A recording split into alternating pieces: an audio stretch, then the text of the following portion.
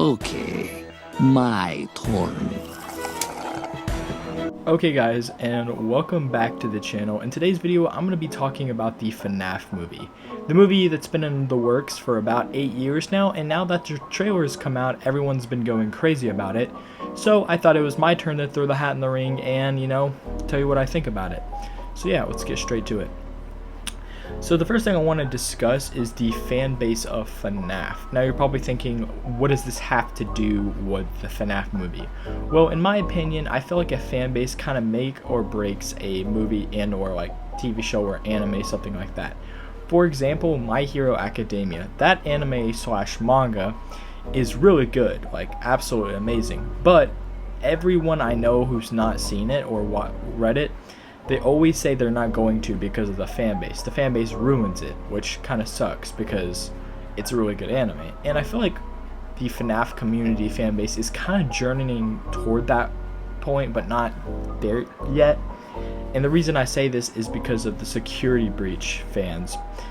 Ever since Security Breach came out, I feel like a new fan base kind of has emerged. Now, don't get me wrong, I don't hate Security Breach. I think it's a really good game and I like it a lot. I mean, I have an entire playthrough on my channel. You should go check it out, by the way.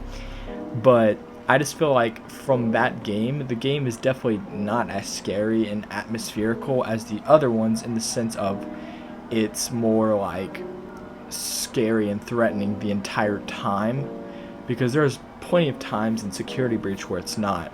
And, again, I do like Security Breach, but I just feel like since the game looks less threatening, more kids have started to play it. I mean, like, there's always those cringy for kids FNAF animations that are just out of this world cringe, and kids seeing that there's going to be a FNAF movie, they're like, oh, it's going to be like Security Breach and it's going to be super kiddie or whatever. I feel like that just annoys me just a tiny bit. But again, I feel like the other part of the fan base where it's like all the OG people, the people who've watched the game or played the game if they were a YouTuber, those people are going to be the people, the main people who are going to be watching the movie. So yeah, I just thought I'd talk about that because I think it is kind of annoying how there's new fans that really don't have any interest in the game, or the games I should say, but just there because Security Breach. But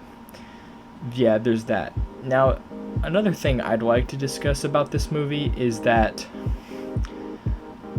the lore of this movie could be a make or break for it. Now, keep in mind, I think this movie is going to be either really good or really bad. I don't think there's going to be any middle ground whatsoever. I think this movie is going to be hit or miss one way or the other, because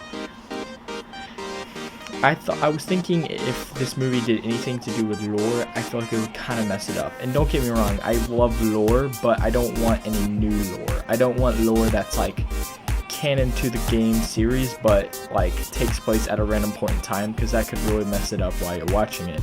I hope that it's kind of just like the story of like, maybe William Afton's family, how it came to be and just how everything works, because in this movie they're going to have to portray the 5 nights, because it's not the game where they can just go one night after the other. They have to portray it in a different way because it's a movie, and throwing a whole bunch of lore stuff to it could kind of just make it really messy to watch the movie and enjoy it.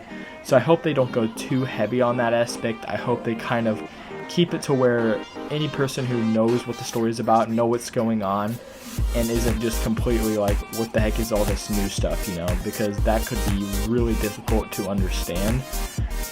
If they do that, I don't think it's going to be bad, because I think Scott will do a great job here, but I just hope that it's not going to be too much and just a whole mouthful to handle or whatever. That could just be really catastrophic in my opinion. And another thing about the movie that I feel like is really cool, this is one of my more liked things, is the way the movie looks.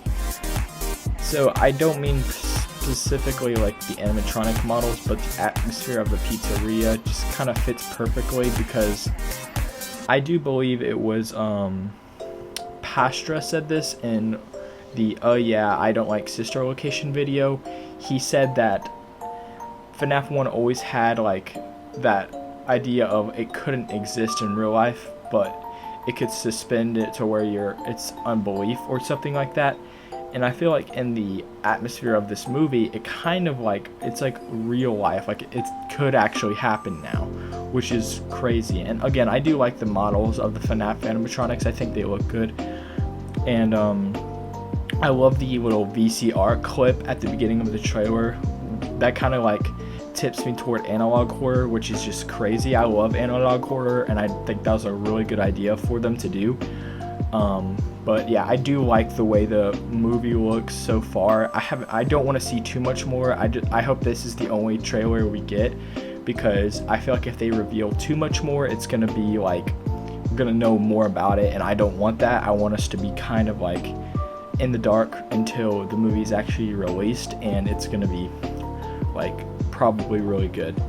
Now, this kind of goes into something that a lot of people are kind of debating about, is like, is the movie going to be rated R or PG-13? Now, I'm going to be honest, I'm one of the people who want it to be rated R, and it's not because like I don't want people younger to see it. I just want the movie to be taken in a more scary factor. And don't get me wrong, if the movie's PG-13, I don't think the movie will be bad. It could be really good still, because there's plenty of good horror movies out there that are PG-13, like A Quiet Place 1 and 2, Insidious, you know, a bunch of them. But I feel like the rated R aspects could go a little better.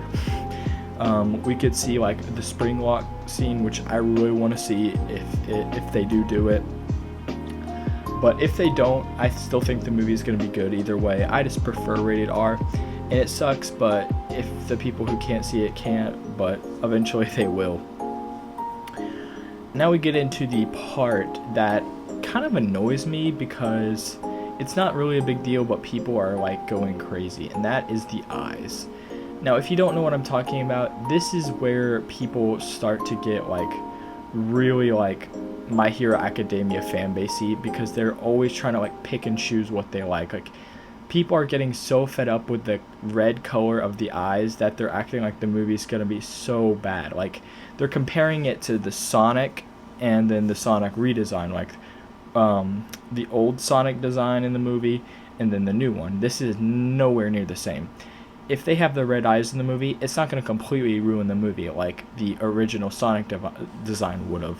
It's nowhere near that. And I feel like people really got to stop being so picky, because the fact that Scott's giving us a movie is already enough. And if you've read the books, you know that the red eyes is actually in the books.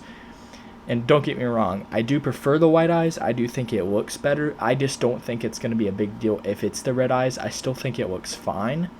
I just feel like people don't really need to be like all like, change it now, we can change it again like we did with Sonic. I feel like that's not something people should be like going crazy about. I feel like it looks fine. I mean, the models will look really accurate to the actual game. So again, I don't think it's really that big of a deal, because, well, it's not like it's going to just completely ruin the movies if their eyes are red. Now, if it was like blue or something, then I would have more to say about it, because we don't see that. But the red eyes isn't bad at all, and it's just definitely not. It's not going to like screw up the movie. One thing about this movie that I find interesting is how early it was hinted on. Now, this movie's been in the work for 8 years, like I said, but there was always like hinting of a movie for FNAF. Like, back when the game came out and me and my friends were debating in school, like as young children, like what we thought the movie was going to be about, there was so many concept ideas, and I feel like a lot of people were doing that as well, because like a movie was something everyone wanted to see, FNAF. But again, this kind of goes back to me saying about how they're going to perceive this movie. I really hope they do a good job in recreating the Five Nights, that whole thing. I just don't know how they're going to do it, and I feel like if they do it, it's going to be executed well. The trailer looked amazing. Again, if you haven't seen that, you should go watch it so you know what the movie's going to be kind of like, what we're going to see, because it was definitely really cool, and I really do hope they execute this well, because I really don't want to see this movie flop, and hopefully if it does well enough, they'll make a second one, and hopefully that one will be good too, because hopefully the first one's good. But yeah, guys, that's going to be about it for today's video. I thank you guys all for listening to me here, and I say this in about every video, but let me know what you guys think in the comment section below. This video in particular, because I've been a fan of the game since it came out, and I really want to know what you guys think about it and what you think is going to come up, because this movie is one that's been long awaited by many fans all over the globe. This is one of my favorite games, and I really hope it goes well. So thank you guys so much for watching, and I'll see you guys in the next one. Stay awesome, stay cool, and peace.